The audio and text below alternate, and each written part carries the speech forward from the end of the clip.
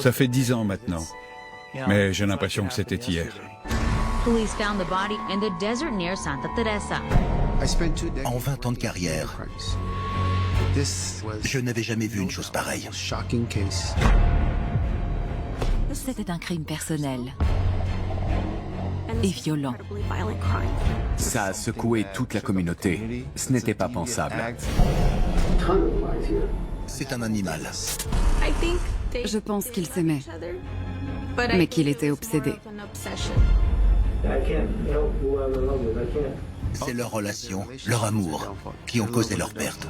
Faire ça à ceux qu'on aime, c'est diabolique. Excusez-moi.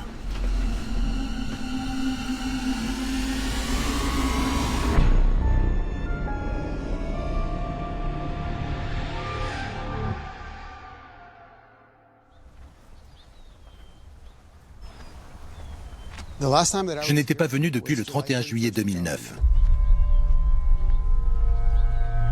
C'était une journée très chaude, 35 degrés. On est arrivé par là. C'est à une douzaine de mètres de la route. Le véhicule s'était arrêté ici. Le corps avait été traîné jusque-là. On l'a trouvé ici. Elle était sur le dos. Sa trachée était déchirée.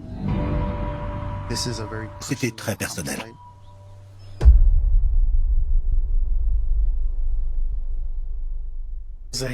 Comme la plupart des familles hispaniques d'El Paso, on était très soudés.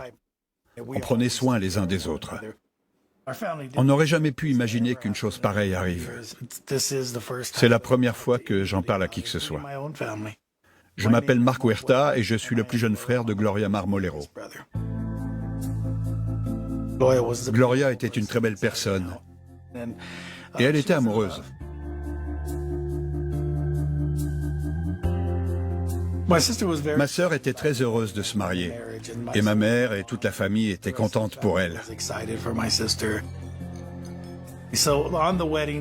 Le jour J, elle était aux anges. Elle se disait qu'elle allait avoir le plus parfait des mariages. Et on ne pouvait pas critiquer son mari sans qu'elle le défende bec et ongles. Gloria et Armando se sont mariés jeunes. Ils ont eu Manny, leur aîné, et quelques années plus tard, ils ont eu David. Je pense que ma sœur a toujours voulu être mère. Quand elle a eu ses garçons, on savait qu'ils étaient entre de bonnes mains. Elle faisait tout pour eux. Ils ont eu une très belle enfance. Mais quand leur père a trouvé un travail loin de chez eux, c'était plus compliqué pour ma sœur. Armando faisait plein de jobs différents, donc il n'était pas souvent à la maison. Quand David avait 6 ans, son père ne faisait déjà presque plus partie de leur vie. Je ne sais pas quand ils ont divorcé, mais c'était après son départ. C'était difficile parce que les enfants avaient besoin de lui.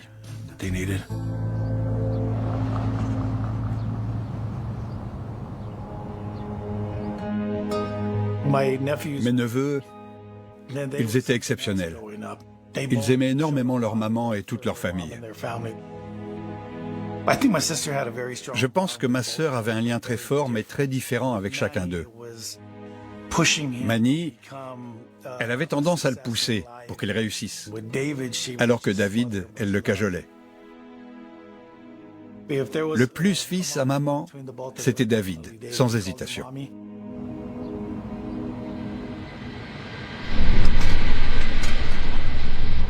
Quand il était adolescent, il s'est mis au sport. Il était grand et musclé et ça lui a donné confiance en lui. Il avait l'impression qu'il pouvait séduire n'importe qui. Il plaisait beaucoup aux femmes. C'était un vrai tombeur au lycée. Je pense qu'il n'a jamais été fidèle. Il ne se voyait pas être en couple.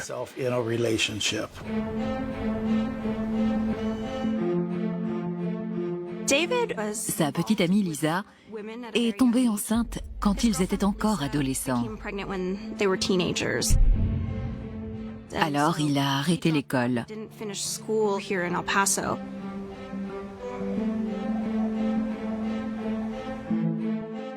Ça aurait pu poser problème. à cause de son âge. Mais si ça ne plaisait pas à Gloria, elle ne l'a jamais montré.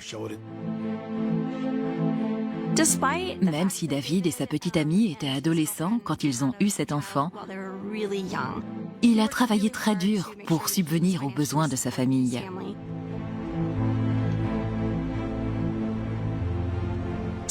Il a eu une bonne opportunité professionnelle. Alors, il est parti avec Lisa et les enfants à Phoenix, dans l'Arizona, où il a retrouvé son grand frère, Manny, et leur père, Armando. C'était l'occasion pour lui de créer un lien avec lui. Il voulait déménager pour pouvoir mieux s'occuper de sa famille. Et Manny lui facilitait la tâche. Manny réussissait tout ce qu'il entreprenait. Et David avait 4 enfants. David était devenu exactement le genre d'homme que Gloria espérait. Je ne sais pas quand ça s'est gâté. À cette période, tout allait bien pour David.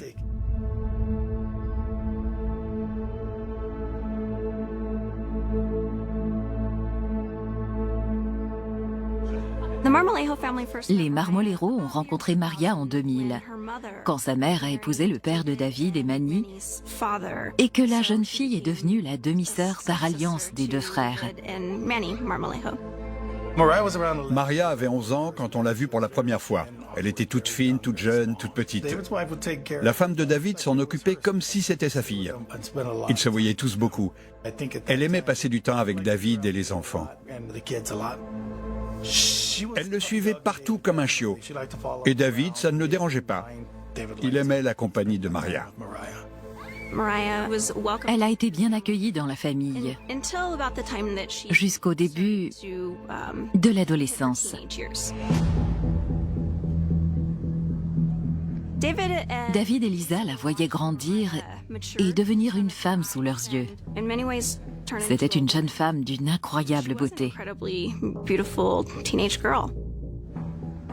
Je pense que Lisa n'appréciait pas qu'ils passent autant de temps ensemble. Ça l'inquiétait. Ils devenaient très proches dans cette période charnière de la vie de Maria.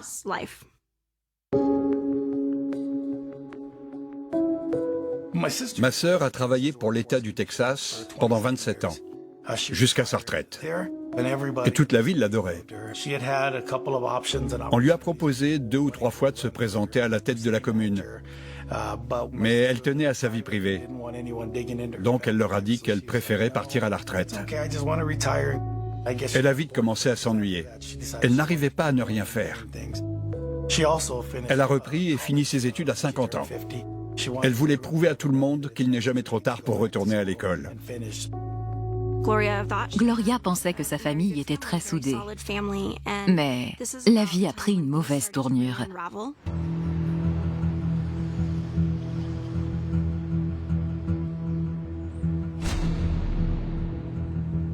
Ma sœur aimait passer du temps dans son jardin.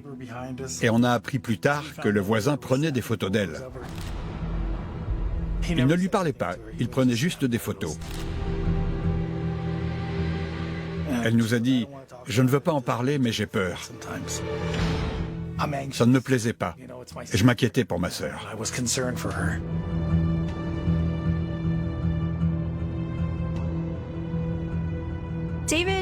David travaillait dans le bâtiment et il était souvent en déplacement. Il avait trouvé une mission à Hawaï. Il devait aller sur un chantier là-bas et ça payait plutôt bien. À la même période, Lisa a décidé de retourner vivre à El Paso avec leurs enfants. Elle était très jeune quand ils s'étaient mariés et elle n'avait jamais vécu seule. David était maintenant à Hawaï et il aimait les femmes. Alors leur mariage commençait à battre de l'aile.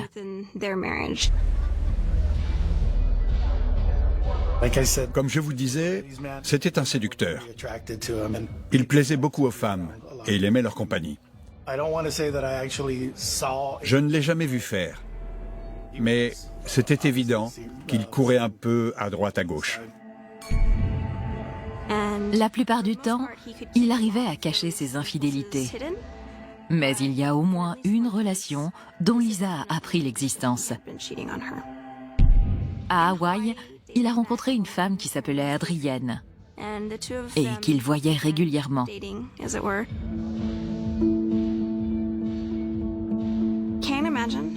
Je ne peux pas imaginer ce que Lisa a pu ressentir. Elle était déjà retournée à El Paso avec les 4 enfants et ça n'allait pas aller en s'arrangeant.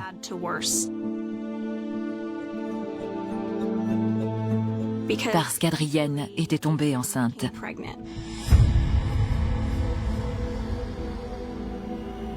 C'est la femme de David qui en a parlé à ma sœur. Ça ne plaisait pas du tout à Gloria. Elle voulait qu'il arrange les choses avec Lisa. Elle lui disait que ce n'était pas bien. David se fâchait avec tous ses proches. Sa femme était en colère parce qu'il avait abandonné leurs 4 enfants pour s'installer à Hawaï avec une autre femme. Et sa mère était furieuse qu'il ait pu faire une chose pareille à ses petits-enfants. Ça la rendait folle.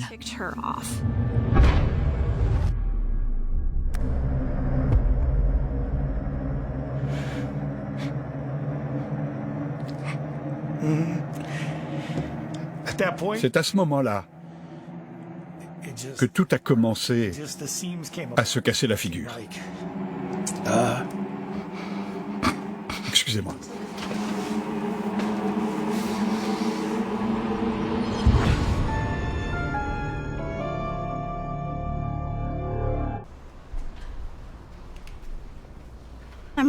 Je suis journaliste spécialisée dans les faits divers à El Paso.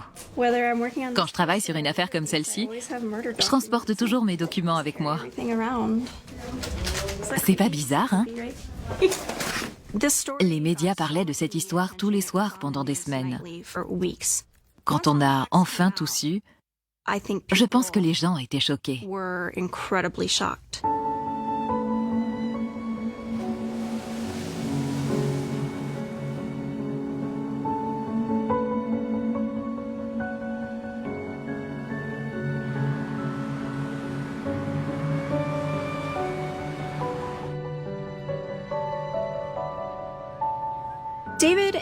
David et Adrienne avaient invité Maria à vivre avec eux à Hawaï. Je ne sais pas comment ses parents ont réagi quand ils ont su qu'une jeune fille de 16 ans allait s'installer chez son demi-frère à Hawaï. Mais moi, je trouve ça bizarre. Everyone good? Je m'appelle Estrella Alexander et je suis une amie de Maria Wilson. C'est la 2e fois que je parle de cette affaire. La première, c'était au tribunal. Maria avait un beau sourire et de beaux yeux. Elle avait un air exotique et sa personnalité la faisait sortir du lot. Elle adorait s'amuser. Elle apportait de la joie partout où elle allait. Elle ne se souciait pas du regard des autres.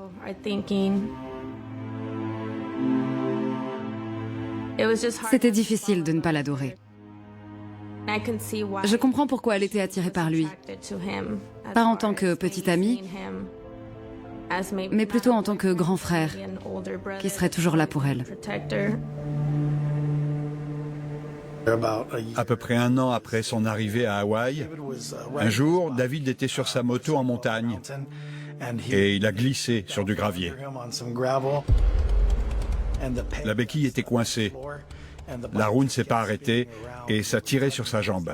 Ça lui a arraché le cartilage. Ma sœur a dit « Il faut que j'aille à Hawaï ». Et elle est partie le soir même. Elle aurait tout fait pour lui.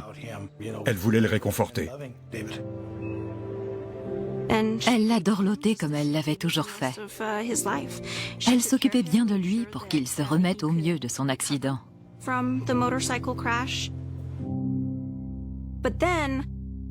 Mais elle ne savait pas qu'en coulisses, une bombe se préparait à exploser. Ce que j'ai compris, c'est qu'Adrienne, la petite amie de David à Hawaï, a trouvé son conjoint au lit, avec Maria Wilson. Elle est entrée en contact avec Gloria et elle lui a raconté ce qu'elle avait découvert. Elle a dit qu'ils étaient très proches et que ça ne la dérangeait pas jusqu'à ce qu'ils deviennent trop affectueux.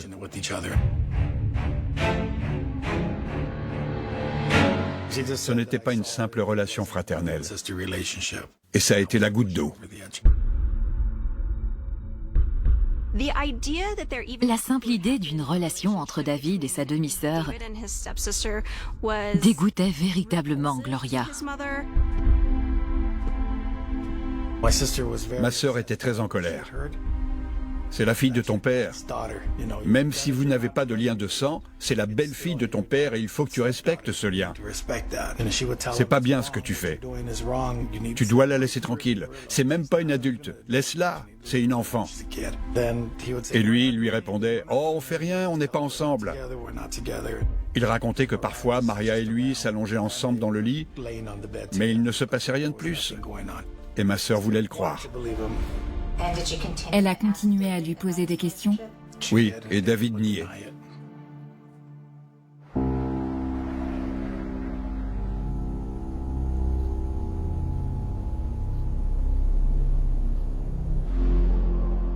Je m'appelle Michael Lara. En 2009, je travaillais pour les autorités d'El Paso en tant qu'enquêteur. Gloria avait raconté à sa famille et à ses amis qu'elle n'était pas à l'aise dans son jardin. Elle avait la conviction que quelqu'un l'espionnait. Derrière le mur de pierre qui séparait les propriétés, il y avait des maisons dont les habitants pouvaient voir son jardin, parce qu'elles étaient construites plus haut. Elle avait un voisin en particulier qui avait l'habitude de regarder chez elle. Elle était de plus en plus inquiète. Elle avait peur qu'il finisse par s'en prendre à elle. C'était quel voisin? Celui avec le toit rouge. D'accord. Depuis là, il pouvait voir tout ce qui se passait ici. On a appris plein de choses que ma sœur ne voulait pas nous raconter. Ça fait 10 ans, mais j'ai l'impression que c'était hier. Parce que ma famille a beaucoup souffert et continue de souffrir à cause de tout ça.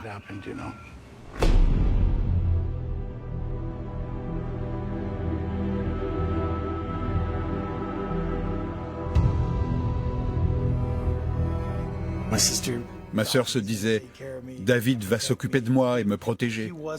On le voyait comme un protecteur.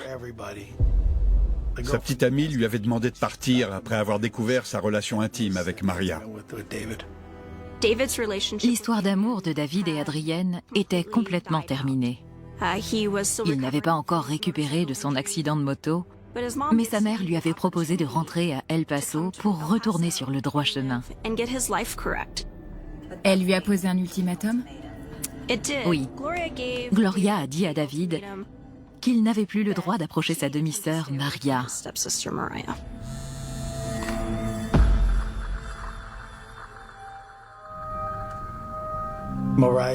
Maria est retournée à Phoenix.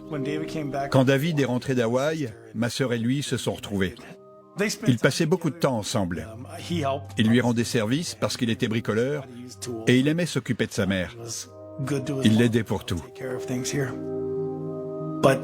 Mais à la même période, Manny voulait qu'elle déménage dans l'Arizona pour qu'elle voie ses petits-enfants plus souvent. À l'été 2009, Gloria a décidé d'aller passer la saison avec Manny et ses enfants et de laisser David s'occuper de la maison. Elle voulait que son fils arrange les choses avec la mère de ses 4 enfants. Et elle nous a demandé de vérifier que Maria ne vienne pas chez elle et de passer à la maison de temps en temps.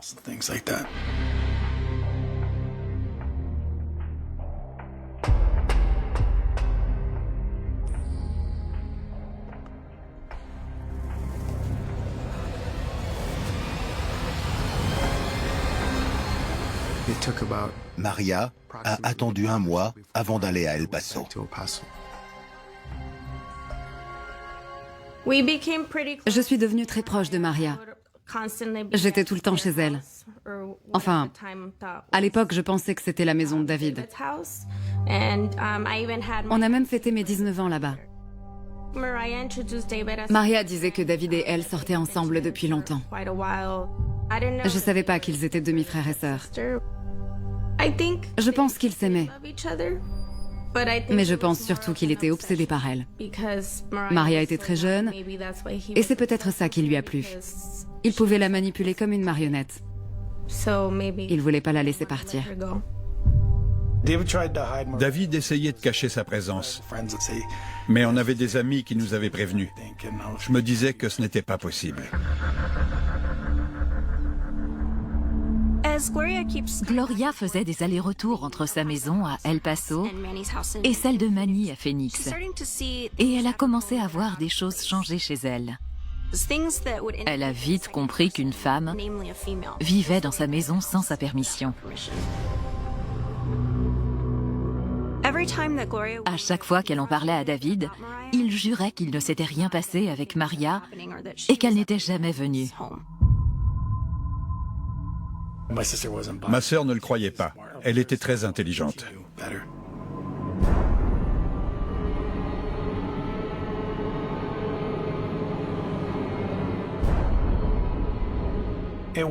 Elle avait l'impression de perdre sa place et qu'elle n'avait plus la moindre autorité dans sa propre maison.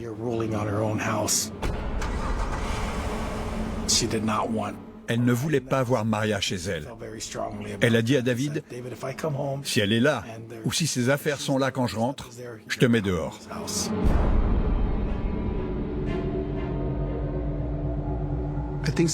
Gloria avait grandi dans une famille religieuse. C'était une femme intègre. Elle avait construit sa vie sur des principes moraux selon lesquels il faut prendre soin des siens. Alors c'était très difficile pour elle.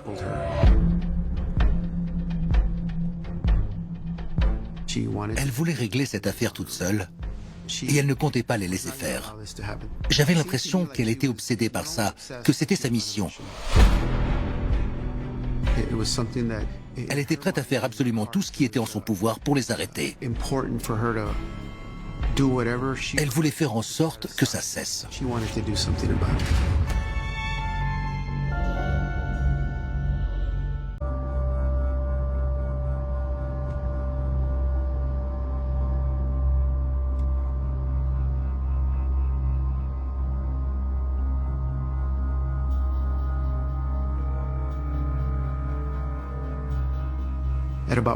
Vers 17h ce jour-là, Manny Marmolero l'a appelée, mais elle n'a pas répondu. Il a trouvé ça bizarre parce que sa mère avait l'habitude de lui dire qu'elle était bien rentrée, mais pas cette fois. Il m'a appelé et il m'a dit, « Gloria a disparu, on n'a aucune nouvelle. » J'ai démarré tout de suite pour essayer de comprendre ce qui se passait.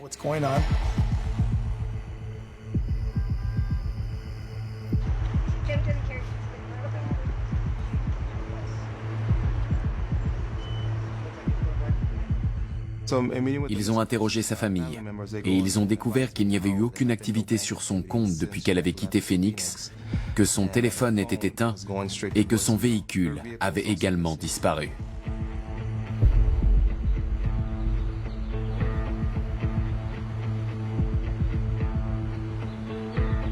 Quand je suis rentré chez moi, la télé était allumée. Ça disait « Alerte info, personne disparue ». Gloria Marmolejo was days away from celebrating her 55th birthday. Her family was planning a get-together to celebrate the occasion, as they do every year. That's when her brother received some startling news. Gloria was nowhere to be found.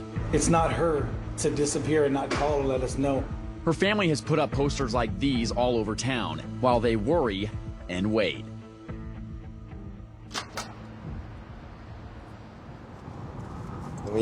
Quand on a des affaires de ce type, on a tendance à réfléchir en permanence. On essaie de voir ce qu'on peut faire de plus pour essayer de retrouver la personne disparue.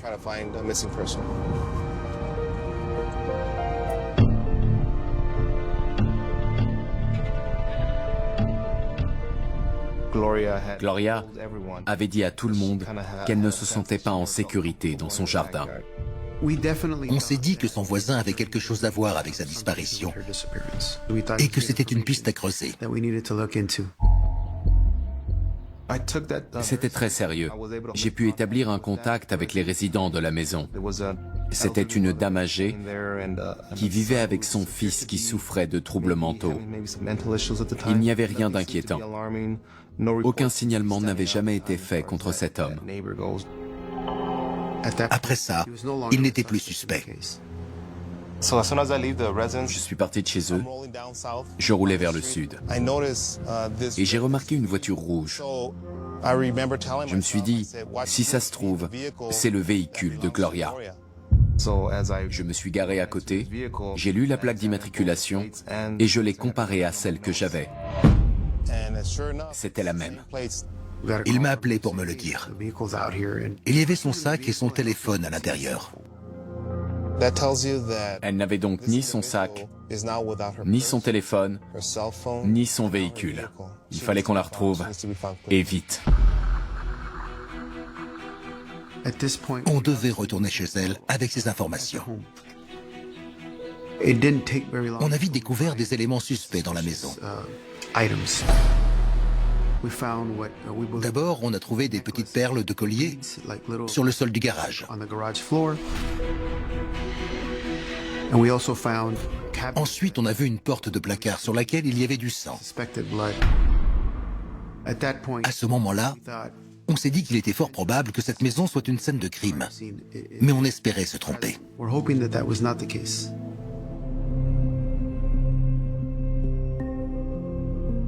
The family of Gloria Marmolejo circulated this picture, hoping the 55-year-old would be found alive. But Friday morning, that hope diminished. Police found the body of a woman matching Gloria's description in the desert near Santa Teresa. Les autorités du Nouveau-Mexique pensaient que ça pourrait être elle. Je suis allé sur la scène où le corps avait été trouvé, à une quarantaine de kilomètres d'El Paso. On l'a trouvée ici. Elle était sur le dos. Elle avait un sac sur la tête. Sa trachée était arrachée. On ne pouvait pas l'identifier. J'avais toujours le numéro de son fils, Manny Marmolero. Ils nous ont dit qu'ils avaient trouvé un corps qui portait les vêtements de ma sœur et ils ont demandé à Manny de l'identifier. Il y allait tout seul? Oui.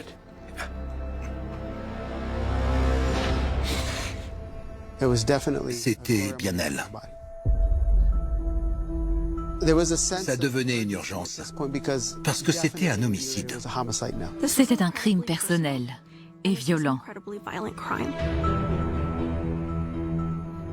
Il faut être cruel pour faire une chose pareille. C'est diabolique.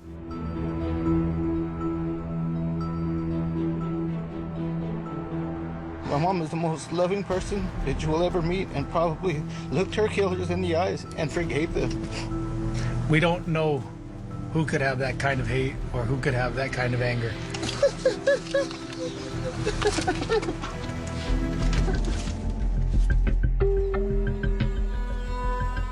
L'enquête commençait à avancer. On a appris que le 26 juillet, entre 17h et 17h30, la voisine qui habitait en face de chez Madame Marmolero avait entendu la porte du garage s'ouvrir. Elle a vu la voiture de Gloria en sortir. Alors on lui a demandé « Est-ce que vous savez à quoi ressemble Gloria ?» Et elle nous a répondu « Oui, ça fait des années que je la vois et je suis sûr à 100% que c'était pas elle. »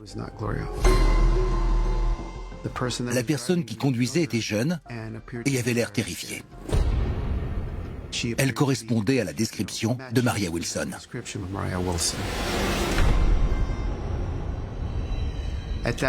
On s'est dit qu'il fallait absolument lui parler, mais elle a refusé. Alors on l'a arrêtée.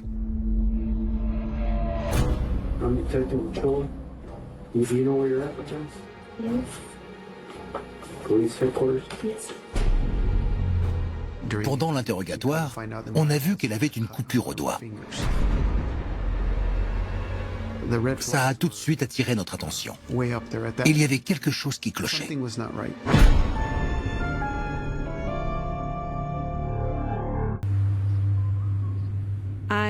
Je m'appelle Deborah Ontiveros et je suis psychologue clinicienne. Je travaille à El Paso depuis plus de 25 ans. Je regarde la déposition que Maria a faite à la police. Gloria Marmolejo, you're currently dating her son, is that correct? Yes. Her son's name is? David Marmolejo. David Marmolejo. You guys are We're stepbrothers. Yeah. Okay. La première chose que je remarque sur cette vidéo, c'est son manque d'émotion. Elle est très calme. Elle ne stresse pas. Elle a l'habitude de dissimuler leur relation et de le protéger. On a fait subir plusieurs interrogatoires à Maria. Et à chaque fois, on obtenait de nouvelles informations. Quand on lui a demandé comment elle s'était coupé le doigt, elle nous a dit que c'était arrivé au travail. J'ai contacté son supérieur au restaurant et il m'a dit oui, c'est la vérité. En revanche, le sang dans le garage lui appartenait. On s'intéresse toujours aux détails.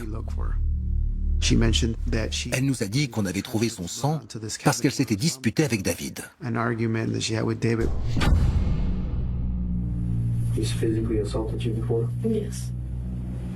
When he was very bad in prison. And you were afraid? Yes. À ce moment, j'ai compris que David était dominant et qu'il était capable de devenir violent et de s'en prendre à Maria. Après avoir parlé avec elle, je me suis douté qu'elle avait des informations sur ce qu'il s'était passé, mais pas forcément sur la mort de Gloria Marmolejo. On a décidé de parler à David Marmolejo. Sa toute première déposition était très claire. Le samedi 25 juillet, il était allé voir un film avec des amis et Maria Wilson, et il avait reçu un appel. Gloria était rentrée et elle avait besoin qu'il lui ouvre la porte. Il a raconté qu'il lui avait fallu 45 minutes pour aller du cinéma à la maison. Il aurait ouvert la porte, il aurait déchargé sa voiture, il l'aurait embrassée et il serait parti. David nous a dit qu'il y avait passé entre 15 et 20 minutes et qu'ensuite il était retourné au cinéma. On savait qu'il ne disait pas la vérité. Donc on devait parler de nouveau avec Maria Wilson. On savait qu'elle pouvait répondre à nos questions. Il nous fallait plus de temps. On your first statement, you indicated that you were at the movies and that David left the movies and came back within an hour. Is that correct? Yes. Is that true? No. On a appris qu'il avait en fait quitté le cinéma pendant 3 heures, alors qu'il ne se trouvait qu'à 30 km du lieu de résidence de Madame Marmolejo. You text him, correct? Yes. What did he reply? He was taking care of something. And then the second text was like, well, I had to do what I had to do. But what did you think he had done? At that point, I thought he had done something that he shouldn't have done. Like what? Something maybe possibly to his mother.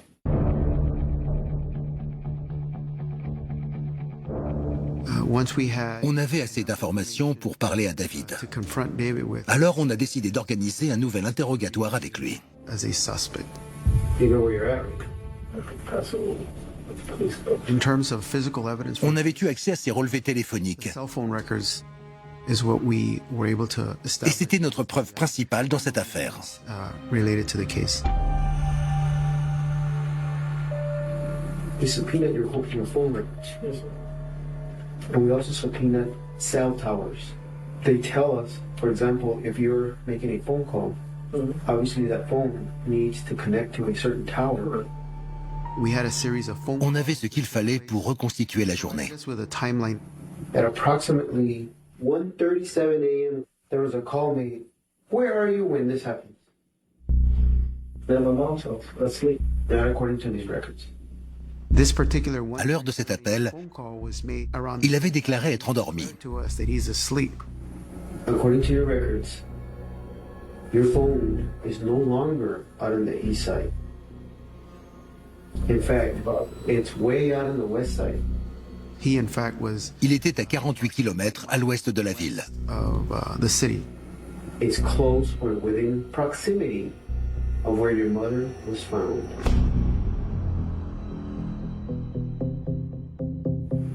Just a second, let me just say just one thing, please, without interruption.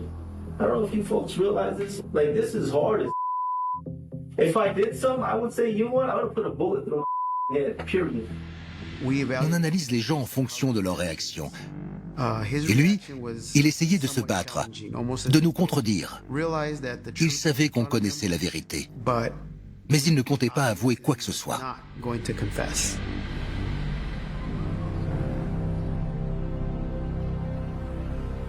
Le procureur a décidé que c'était dans l'intérêt de tous d'offrir l'immunité à Maria Wilson. Elle était réticente. Elle avait encore peur.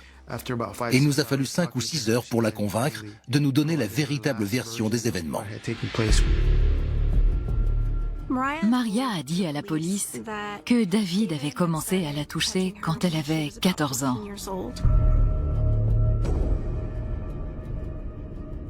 Et qu'ils avaient commencé à avoir des rapports rapidement après. Beaucoup de personnes la voyaient comme la femme diabolique qui l'avait menée à l'adultère. Mais en fait, c'était juste une enfant quand tout a commencé. Quand elle avait 15 ans, elle est tombée enceinte. Au début, elle a dit à ses proches que ce n'était pas d'un membre de la famille. Mais c'était l'enfant de David.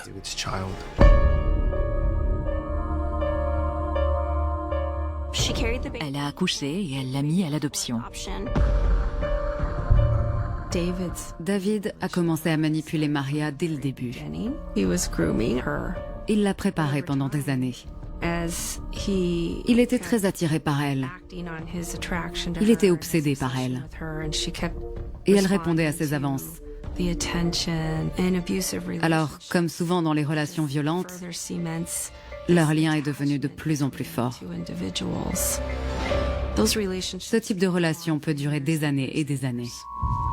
Maria a fini par déclarer que le jour du crime, après avoir regardé leur film avec leurs amis, David et elle étaient retournés chez David, ou plutôt chez Gloria. Et qu'en chemin, David lui avait dit qu'il venait de tuer sa mère.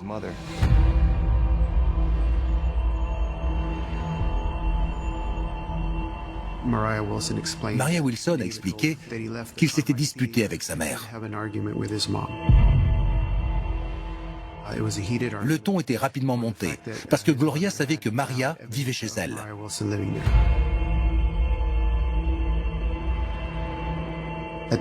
Il s'est dit, je ne vais pas quitter ma copine à cause de ma mère.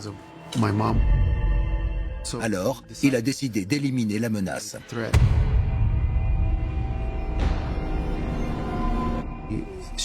Il s'est battu avec elle. Il l'a empoignée, il l'a maintenue au sol et il l'a étranglée avec une ceinture.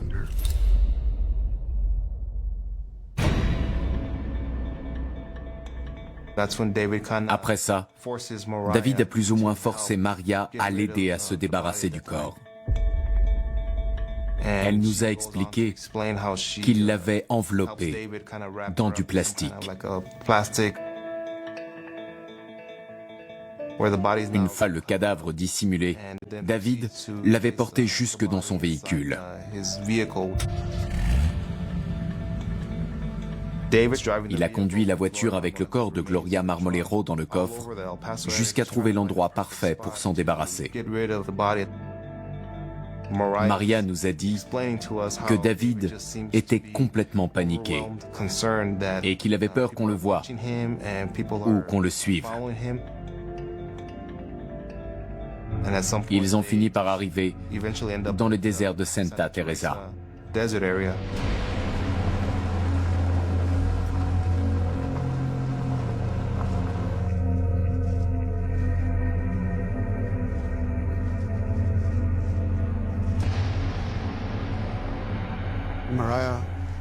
Elle nous a dit qu'ils s'étaient garés exactement ici.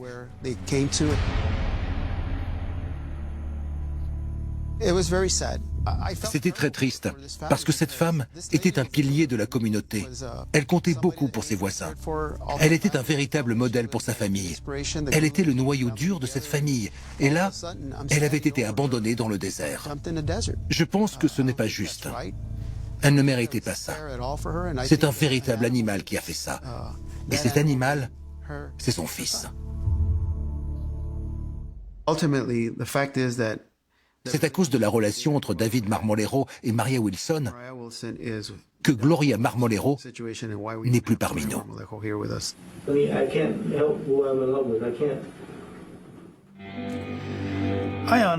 Honnêtement, je pense qu'il avait de la rage en lui. Je n'aurais jamais pu imaginer qu'il pourrait un jour faire du mal à ma sœur.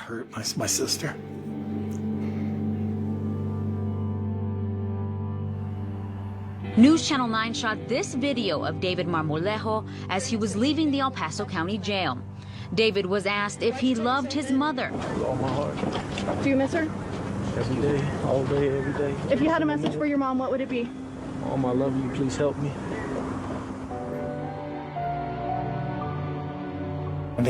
Il était menotté et le policier lui a dit « Prends ton oncle dans tes bras parce que c'est ta dernière chance de le faire. » Et il avait raison, c'était la dernière fois. À la fin du procès, en mars 2011, les jurés ont reconnu David coupable du meurtre de sa mère. Et ils l'ont condamné à 54 ans de prison. Il a pris 54 ans parce que c'était l'âge de ma sœur quand elle nous a quittés.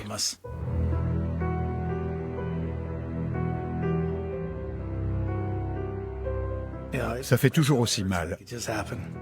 Je vais à l'église tous les dimanches dans l'espoir de réussir à le pardonner. Est-ce que ça fonctionne? Vous avez trouvé la paix? Non, pas encore. Pas encore. Ma sœur était extraordinaire. Elle était très droite dans ses bottes. Et elle faisait tout comme il fallait. C'était une très belle personne. Elle était géniale.